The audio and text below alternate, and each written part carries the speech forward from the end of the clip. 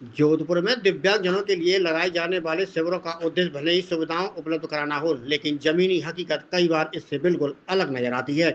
जोधपुर के एमडीएम अस्पताल में आयोजित एक दिव्यांग शिविर में व्यवस्थाओं की कमी और अव्यवस्था के गंभीर आरोप सामने आए हैं। बताया जा रहा है कि मरीज को फोन पर शिविर में बुलाया गया, लेकिन मौके पर पहुंचने के बाद उन्हें न तो जानकारी मिली और न ही उचित सुविधाएं। सुबह से बड़ी संख्या में दिव्यांगजन और उनके परिजन अस्पताल पहुंच गए। इनमें कई लोग ऐसे शामिल थे जो दूर दराज से गांवों से आए थे और पढ़े लिखे नहीं होने के कारण यह तक समझ नहीं आ रहा था कि आगे क्या करना है। शिविर में पहुंचे कई बच्चे ऑटिज्म, मानसिक दिव्यांगता और सेरेब्रल पाल्सी जैसे गंभीर स्थितियों से जूझ रहे थे। उनके अभिभावकों का कहना है कि उन्हें केवल कॉल करके बुलाया गया, लेकिन वहां पहुंचने पर किसी ने सही मार्गदर्शन नहीं किया। अक्सर देखा जाता है कि ऐसे शिविरों में भारी भीड़ उमड़ती है। कोई व्हील चेयर पर आता है, कोई बैसाखियों के सहारे, तो कोई अपने परिजनों के सहारे, लेकिन घंटों इंतजार के बावजूद उनकी समस्याओं को सुनने वाला कोई नहीं होता।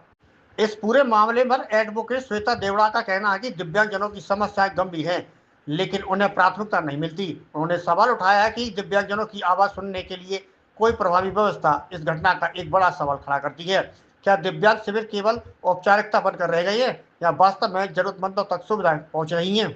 जरूरत है कि प्रशासन ऐसे शिविरों में बेहतर व्यवस्था सुनिश्चित करे ताकि दिव्यांगजनों को सम्मान और सुविधा दोनों मिल सके।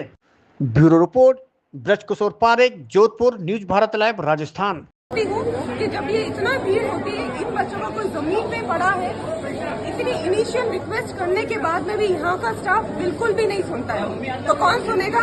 इन स्पेशल बच्चों की इंटेलेक्चुअल डिसेबिलिटी एक वोटिंग बैंक नहीं होता है, तो कौन सुनेगा? मुझे इसका जवाब चाहिए। सरकार सुनेगी, मेडिकल स्टाफ सुनेगा या कौन सुनेगा?